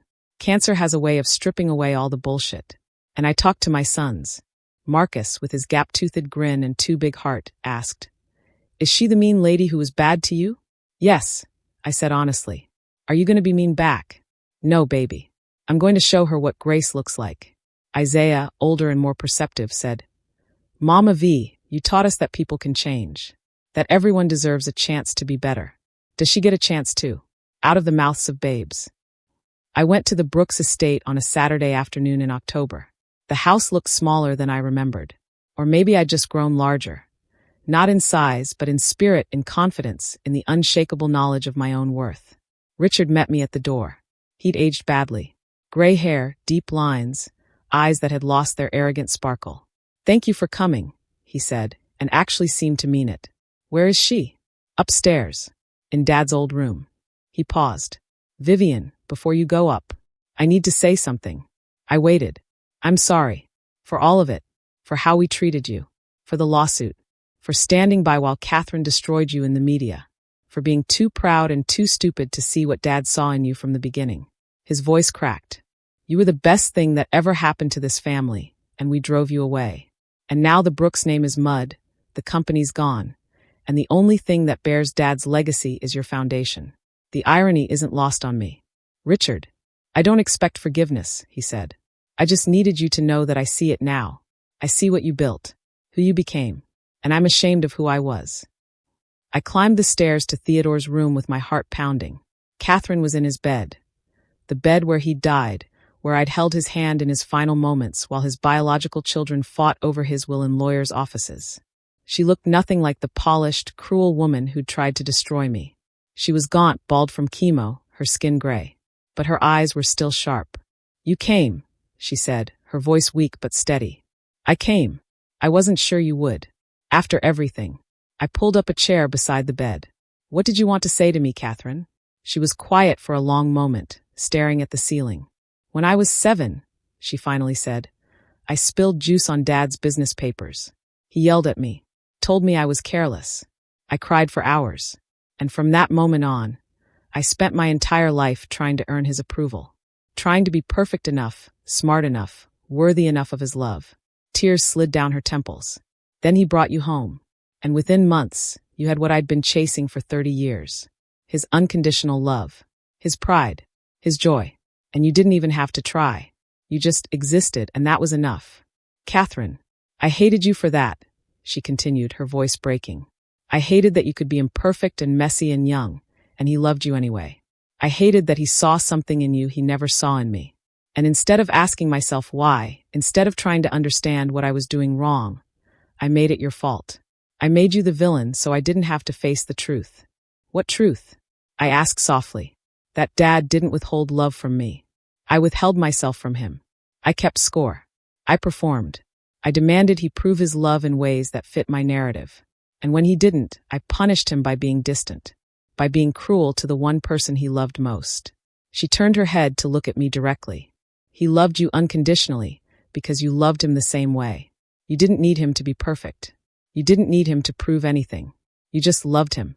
And I couldn't understand that because I'd never learned how." Fresh tears streamed down her face. "I destroyed you in the media. I tried to take your inheritance. I attacked your character, your relationship, your worth as a human being. And you know what you did? I stayed silent. You built something beautiful. You honored Dad's memory by living his values. You could have crushed us. God knows you had the money and the moral high ground. But you didn't. You just became extraordinary. Despite us. In spite of us." Catherine reached out a trembling hand. I stared at it for a long moment before taking it. "I'm dying, Vivian. And the only legacy I'm leaving behind is cruelty and bitterness and a lawsuit that made me look like a monster. Because that's what I was. A monster who couldn't see past her own pain long enough to recognize grace when it was standing right in front of her." "You're not a monster," I said quietly. "You're human, flawed and hurting and broken, like all of us. How can you say that after everything I did? Because my father taught me that people are more than their worst moments. That everyone deserves a chance at redemption. Even you." Catherine sobbed then, deep, wrenching sobs that shook her fragile frame. "I don't deserve your forgiveness." "Maybe not," I agreed. "But I'm giving it anyway. Not because you've earned it, but because carrying hate is exhausting. Because I refuse to let your bitterness poison my joy. Because forgiveness is a gift I give myself as much as you. I squeezed her hand. Catherine, you spent your whole life believing love had to be earned. That you had to be perfect to be worthy. But that was never true. Theodore loved you. He just didn't know how to reach you when you kept putting up walls. I wasted so much time, she whispered. Then don't waste what you have left. Make peace with Richard, with Amanda, with Jacob, with yourself. Tell the truth about what you did. Not for me, but for your own soul.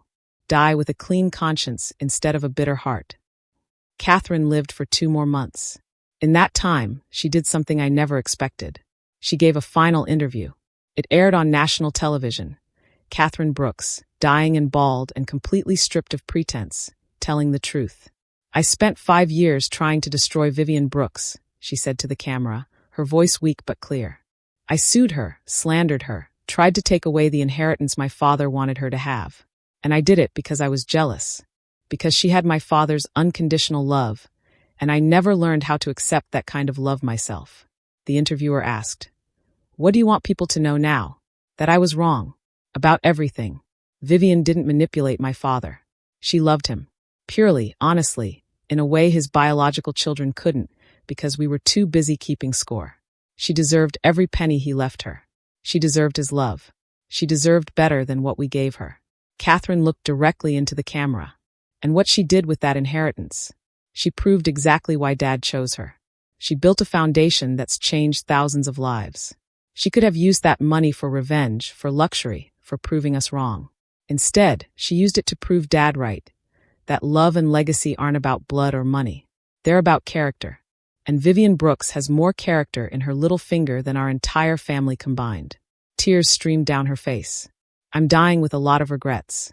But my biggest regret is that I let hate blind me to the gift my father tried to give our family. Not Vivian.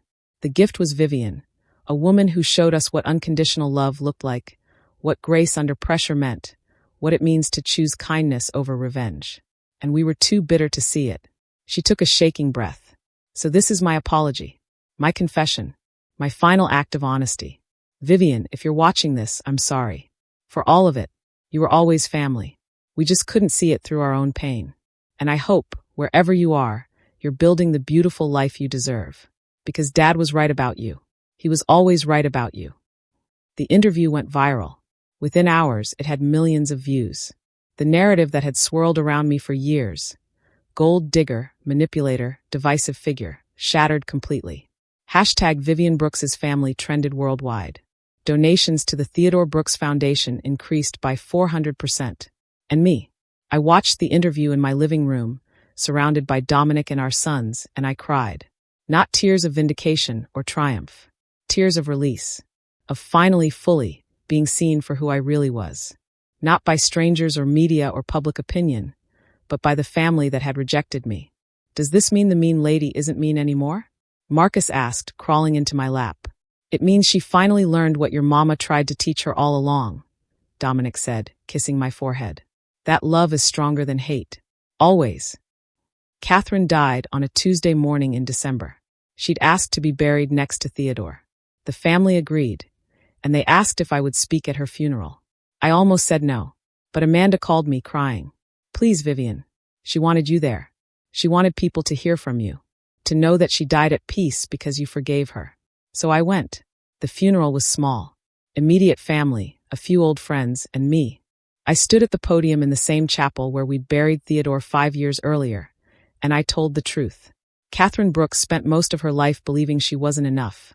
I began. She measured her worth in achievements, in her father's approval, in the Brooks family name.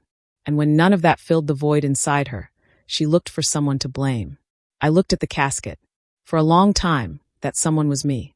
And I won't pretend her cruelty didn't hurt. It did. Deeply. But I also learned something from it.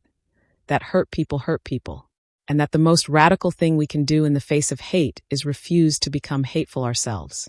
I took a breath. In her final months, Catherine found something she'd been searching for her whole life, peace. Not because she achieved something or proved something, but because she finally accepted that she was worthy of love just as she was. Flawed, broken, imperfect, and still deserving of grace. I looked at Richard, Amanda, and Jacob in the front row. That's the legacy I hope we all take from this. That worth isn't earned through perfection. That family isn't defined by blood, but by choice. That it's never too late to choose love over bitterness, grace over grudges, forgiveness over revenge. My voice grew stronger. Theodore Brooks taught me that. And in her own way, through her own pain, Catherine taught me too. She taught me that I'm strong enough to face hate and not become hateful. That I'm secure enough in my worth that someone else's rejection can't diminish it. That forgiveness isn't weakness, it's the ultimate power. I placed my hand on the casket. Rest in peace, Catherine. You're free now. Free from the pain, the competition, the endless striving to prove yourself. You're enough. You always were. I'm just sorry you didn't know it sooner. After the funeral, Richard pulled me aside. The estate, he said quietly. Catherine left instructions. She wanted you to have the Brooks estate, the house where Dad raised you. She said it should have been yours all along. I stared at him. Richard, I know it holds complicated memories, but it's yours if you want it. All of us agree. It's what Catherine wanted, what Dad would have wanted. I thought about that house, the bedroom where I'd cried myself to sleep as a child, wondering if I'd be sent back to foster care. The kitchen where Theodore taught me to make his mother's recipes. The library where he'd read to me every night. The storage room where my bedroom used to be. Turn it into a group home, I said suddenly. Richard blinked. What? The foundation runs foster care programs. We need more emergency placements, more homes for kids aging out of the system. Turn the Brooks estate into a home for foster children. Keep Theodore's name on it. Let it become a place of healing instead of pain. Tears filled Richard's eyes. That's perfect. Dad would love that. And Richard, I added, I want you on the board of directors for the program. You, Amanda, and Jacob. If you're serious about making amends, prove it. Show up for those kids the way you should have shown up for me. We will, he promised. I swear to you, Vivian. We will. Y'all, I need you to catch this. Vivian just turned her childhood home. The place where she was rejected and othered and treated like she didn't belong, into a sanctuary for kids who feel exactly the same way she once did. Comment below. That's what redemption looks like. Have you ever turned your pain into purpose? Tell me your story. And if you're feeling this journey, subscribe right now because we're in the home stretch, and the conclusion is going to leave you speechless. 10 years after Theodore's death, I stood in the Theodore Brooks Youth Home, the former Brooks estate, watching 15 foster children aged 7 to 17 celebrate Thanksgiving together. The dining room that had once hosted stiff, formal dinners where I wasn't welcome now rang with laughter, arguments over who got the last dinner roll, and the chaotic joy of chosen family. Marcus and Isaiah, now 17 and 19, were helping serve food. They'd both been legally adopted by me and Dominic 6 years ago, but they'd never forgotten where they came from. Now they mentored the younger kids, showing them that foster care didn't define their future. Mama V, the turkey's ready, called a 12-year-old girl named Sophie, who'd been with us for 8 months. She'd been so quiet when she first arrived, barely speaking. Now she couldn't stop talking. Bring it out then, baby girl. I called back. Dominic appeared at my elbow, our daughter Ella, biological, a miracle given my health issues, perched on his hip. She was 3, with his dark curls and my determined chin. You good? He asked, reading my expression. I'm perfect, I said honestly. And I was. The Theodore Brooks Foundation now operated in 47 states. We'd saved 127 schools from closure. We'd helped 4,283 children find permanent placements out of foster care. Our community arts programs had expanded to 93 cities. We'd provided $47 million in scholarships to first-generation college students. And the Brooks Youth Home had housed 67 foster children in its first 5 years, with a 94% success rate in permanent placements. But the numbers, as impressive as they were, weren't what mattered most. What mattered were the stories. Like Maya, now 19 and a sophomore at Yale, studying education. She called me every Sunday without fail. She was the first person in her family to go to college, and she wanted to come back and teach at Riverside after graduation. Like Jacob, who'd found his calling running the foundation. He'd gotten married last year to a woman who worked in our foster care program. They were talking about adoption. Like Amanda, who'd been volunteering at Riverside for nearly a decade. She'd found healing in showing up for kids the way she'd never shown up for me. We'd never be close the way sisters should be, but we'd found peace. Like Richard, who served on the youth home board and had become a fierce advocate for foster care reform at the state level. He'd apologized 1,000 times, and I'd forgiven him 1,000 times, until the apologies finally stopped being necessary. Like Dr. Rigby, who'd transformed Riverside into a model school that other districts were trying to replicate. She'd won National Principal of the Year 2 years running. Like Dominic, who still painted murals and taught art classes, but now also served as the foundation's creative director.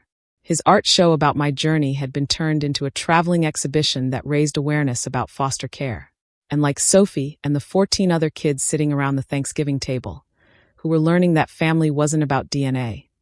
It was about showing up, choosing love, and believing that everyone deserves a home. After dinner, when the kids were in the living room watching movies and arguing over which one to put on, I slipped away to Theodore's old study. It looked different now. The heavy mahogany furniture had been replaced with comfortable couches and beanbags. The walls were covered in artwork from the kids. But his desk remained, and on it sat a framed photo of the two of us from my high school graduation. I picked it up, running my finger over his smiling face. "Hey, Dad," I whispered. "I hope you can see this. See what we built, what your love created." I didn't expect an answer, but I felt it anyway. In the warmth spreading through my chest, in the laughter filtering in from the other room, in the deep certainty that I was exactly where I was meant to be. "I forgave them," I told his picture. "Catherine, Richard, all of them. Not because they deserved it, but because you taught me that love is stronger than hate, that grace is more powerful than revenge, that the way we treat people, especially people who hurt us, that's what defines our character." Tears slipped down my cheeks. "I miss you every single day, but I feel you in every kid we help, every school we save, every life we change. You're not gone, Dad. You're multiplied. In me, in this foundation, in everyone who's learned that they're worthy of love just because they exist. He'd be so proud of you, you know." I turned to find Jacob in the doorway. "Sorry, I didn't mean to interrupt," he said. "I just wanted to say goodbye before we head out." "You're not interrupting." I set down the photo. "And thank you for everything you've done, for who you've become." Jacob crossed the room and, for the first time since we were children, pulled me into a hug. "Thank you for giving me a chance I didn't deserve," he said. "For showing me what real family looks like. You're the best thing that ever happened to the Brooks family, even though it took us way too long to see it. We're all just doing our best with what we have," I said. "Yeah, but some people's best changes the world." He pulled back, smiling. "That's you, Viv. You're a world changer." Later that night, after all the guests had left and the kids were in bed, I sat on the porch of the Brooks estate. My estate now, transformed into something Theodore would have loved, with Dominic beside me. "What are you thinking about?" he asked. "How far we've come. How much has changed. Any regrets?" I thought about it, really thought about it. About the pain of being rejected by the Brooks family. About living in poverty when I didn't have to. About the lawsuit, the media attacks, the illness, all the struggles. "Not a single one," I said finally. "Every hard moment led me here. To this life. To you. To our kids. To the foundation.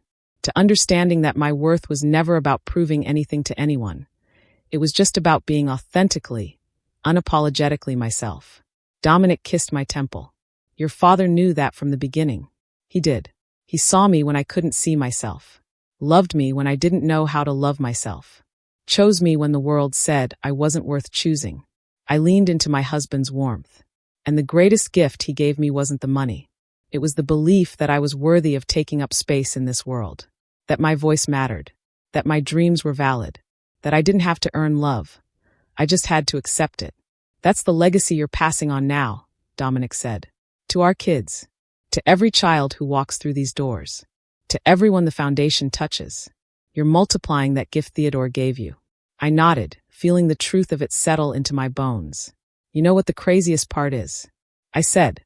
"Catherine spent her whole life fighting for Theodore's approval, his inheritance, his legacy. And in the end, she got none of it. Not because he withheld it, but because she couldn't receive it. She couldn't accept love that wasn't transactional. And you? I got everything," I said simply. "Not because I was perfect or because I deserved it more, but because I was willing to receive it, to believe I was worthy. to let myself be loved without conditions. Dominic was quiet for a moment. Then he said, "Tell me something. If you could go back to that 9-year-old girl in foster care, what would you tell her?" I closed my eyes, picturing that little girl, scared, scarred, convinced she was unlovable. I'd tell her that in a few months, a man is going to walk into her life and change everything. That he's going to choose her, love her, see her. And that it's going to be terrifying because she's never been chosen before. My voice grew softer. I'd tell her that his biological children are going to hate her. That they're going to make her life difficult. That she's going to spend years wondering if she deserves to be there, if she's worthy of his love. But I'd tell her that all of that is going to forge her into someone extraordinary. Someone strong enough to walk away from $520 million to prove her worth. Someone brave enough to forgive people who tried to destroy her. Someone wise enough to turn pain into purpose. I opened my eyes, looking at the estate transformed. I'd tell her that she's going to lose him too soon. That it's going to break her heart in ways she can't imagine. But that his love will be the foundation of everything she builds. That he's going to teach her that family is choice, that worth is inherent, that grace is the most powerful force in the universe. Tears streamed down my face now. And I'd tell her that 28 years from now, she's going to be sitting on the porch of the house where she was once told she didn't belong, surrounded by foster children who see her as their mother, married to a man who loves her unconditionally, running a foundation that's changing thousands of lives. I looked at Dominic. I'd tell her that every tear, every rejection, every moment of doubt, it was all leading her here, to this life, to this purpose, to the realization that she was never the charity case they said she was. She was always the miracle, Theodore's greatest achievement, his truest legacy. Dominic pulled me close, and we sat there in the darkness, wrapped in each other and in the life we'd built. The next morning, I woke up to an email that made my heart stop. It was from the National Philanthropic Society. "Dear Mrs. Cobb, we are pleased to inform you that you have been selected as this year's Humanitarian of the Year for your groundbreaking work in education reform, foster care advocacy, and community development. Your Theodore Brooks Foundation has become a model for sustainable, community-centered philanthropy. We would be honored if you would accept this award at our annual gala in December and deliver the keynote address." I read it 3 times before I could process it. Dominic found me still in bed, staring at my phone with tears running down my face. "What's wrong? Is it your health? The foundation?" I shook my head, unable to speak, and just handed him the phone. He read it, and his face transformed. Baby, this is huge. This is, Vivian, do you understand what this means?" "It means they see the work," I whispered. "It means they see you," he corrected. "The girl nobody wanted. The woman everyone underestimated. The heiress who could have bought revenge but chose grace instead. They're recognizing not just what you built, but who you are." The gala was held in New York City in December, exactly 10 years and 2 months after Theodore's death. I wore a dress Theodore had bought me for my college graduation. I'd kept it all these years. It still fit, though my body had changed through illness and motherhood and time. But wearing it felt like having him there with me. Dominic was beside me in a tux, looking uncomfortably handsome. Our kids were at home with a sitter, but they'd made me promise to bring the award home so they could see it. The ballroom was filled with philanthropists, celebrities, politicians, people who donated millions to various causes, people who came from generations of wealth and influence. And me, the black girl from foster care who'd been told she didn't belong. When they called my name, the room erupted in applause. I walked to the stage, accepting the Crystal Award from the Society's president, and stood before the microphone looking out at hundreds of faces. For a moment, I was 9 years old again, standing in front of Theodore's biological children, being told I wasn't family. Then I remembered who I'd become. "Thank you," I began, my voice steady. "This award is incredibly meaningful. But I want to be clear about something. I didn't do any of this alone." I looked out into the audience, where I'd insisted certain people be given seats. 10 years ago, my adopted father died and left me a fortune I didn't know existed. He also left me a choice. I could use that money to prove I deserved it, or I could use it to become the person he always believed I could be. I smiled. I chose the second option. But that choice was only possible because of the foundation he laid. Theodore Brooks was a black man who built a company from nothing in an era when the odds were stacked against him. He could have been bitter. He could have been selfish. Instead, he chose to love a broken 9-year-old girl and show her that family isn't about DNA. It's about choice. My voice grew stronger. Everything I've built stands on what he taught me. That worth is inherent, not earned. That love is action, not words. That the greatest legacy isn't what we accumulate, but what we give away. I held up the award.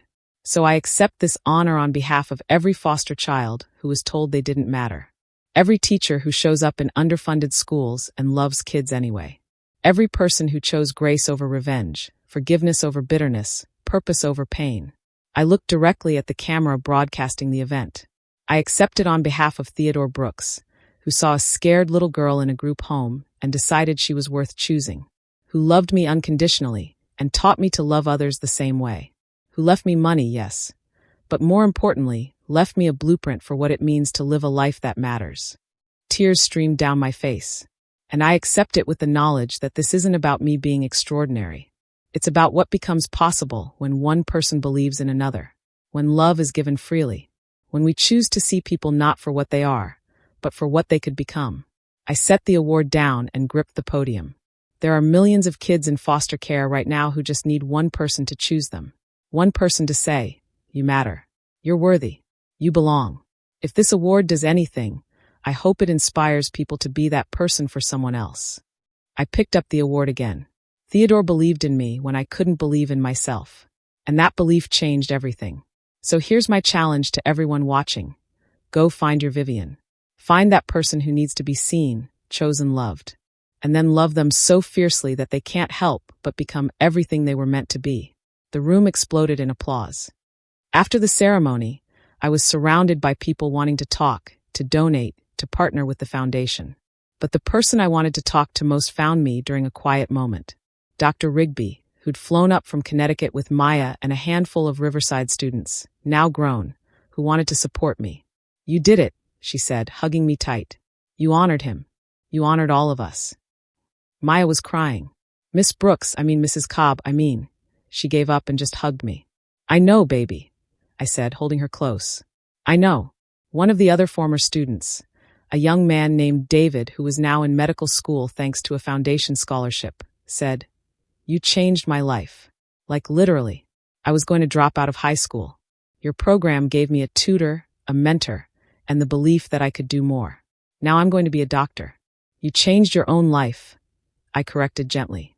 "I just gave you the opportunity. You did the work. That's what makes you different," David said.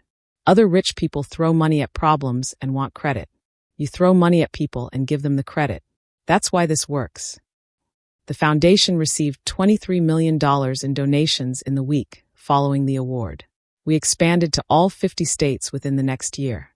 The Brooks Youth Home became a model replicated in 17 cities. And me, I kept showing up, kept loving, kept choosing grace over everything else. 15 years after Theodore's death, I went back to visit his grave. I went alone this time. Just me and the man who'd saved my life. The headstone was simple, the way he'd wanted it. Theodore Brooks. Beloved father. Love is the only thing we take with us. I sat on the grass beside it, not caring that my expensive dress. I could afford expensive dresses now, though I still shopped at thrift stores out of habit, was getting dirty. "Hey, Dad," I said softly. "It's been a while since I came alone. Usually I bring Dominic or the kids. But today I needed it to be just us." A breeze rustled the trees above me. "I won, Dad. Not against Catherine or Richard or the people who said I didn't deserve your love. But I won against the voice in my head that said I wasn't enough. That said I had to prove my worth. That said I was just a charity case who got lucky."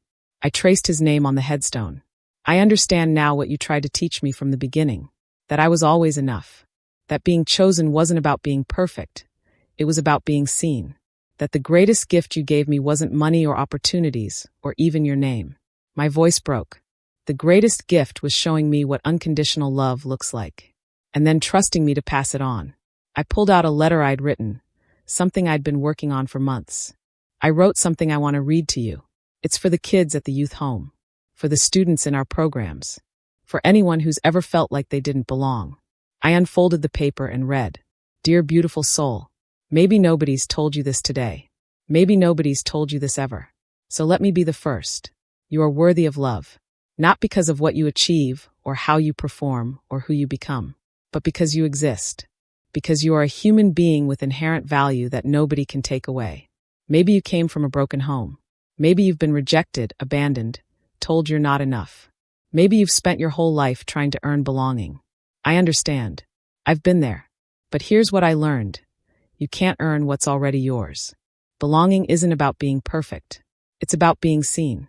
It's about someone looking at you, with all your flaws and scars and mess, and saying, I choose you anyway. My father did that for me. And it changed everything. Not because he fixed me. Not because he made me into something I wasn't. But because he saw something in me I couldn't see in myself. Potential. Worth. Beauty. And if nobody's seen that in you yet, let me see it now. You are brilliant. You are capable. You are deserving of every good thing. Your past doesn't define you. Your circumstances don't limit you. Your mistakes don't disqualify you. You are more than what happened to you. More than what people said about you. More than the expectations they placed on you or the boxes they tried to put you in. You are limitless. Powerful. Worthy. And it's my job, our job, those of us who've been chosen, to choose you back. To see you. To love you. To create spaces where you can become everything you were meant to be. So don't give up. Don't shrink. Don't let the world convince you that you're too much or not enough or somehow wrong. You are exactly right. Exactly where you need to be. Exactly who you were created to become. And I'm so proud to know you. To fight for you. To believe in you until you can believe in yourself. Welcome home, beautiful soul. You belong here. Love, Vivian. I folded the letter carefully and placed it on Theodore's grave. That's your legacy, Dad. Not the money. Not the company. Not even the foundation. Your legacy is teaching me how to love. How to see people. How to believe in potential instead of perfection. I stood up, brushing off my dress. I'm going to keep choosing people the way you chose me. I'm going to keep building homes for the homeless, hope for the hopeless, family for the familyless. Because that's what you taught me to do.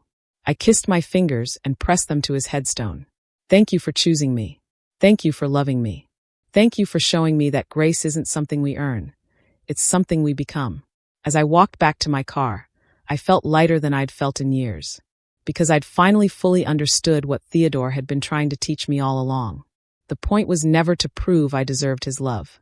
The point was to receive it so fully, so deeply, that it overflowed onto everyone around me. To become love embodied. To be the answer to someone else's prayer the way he'd been the answer to mine. Family. Family. We've reached the end of this journey together. From a 9-year-old girl in foster care to a woman who transformed pain into purpose, rejection into redemption, inheritance into legacy. Vivian didn't just survive. She didn't just succeed. She became grace personified. Now I want to hear from you. In the comments below, tell me, who's your Theodore? Who chose you when you felt unchosen? And who's your Vivian? Who are you choosing to love, to lift up, to believe in? Because this story, it's not just Vivian's story. It's our story. Every single one of us has the power to choose someone, to see someone, to love someone into becoming. So go be someone's Theodore. Go find your Vivian. And remember, grace isn't inherited. It's earned one broken piece at a time, one choice at a time, one act of love at a time. If this story moved you, if it changed you, if it reminded you of your own worth, hit that subscribe button. Share this with someone who needs to hear it. And leave a comment telling me how you're going to pass on grace today. Because that's how we change the world. Not with money or power or revenge, but with love. Unconditional, fierce, transformative love. Thank you for being here. Thank you for witnessing Vivian's journey. Thank you for being part of this community. Until next time, remember, you are worthy. You are enough. You belong. Now go out there and choose grace. The end.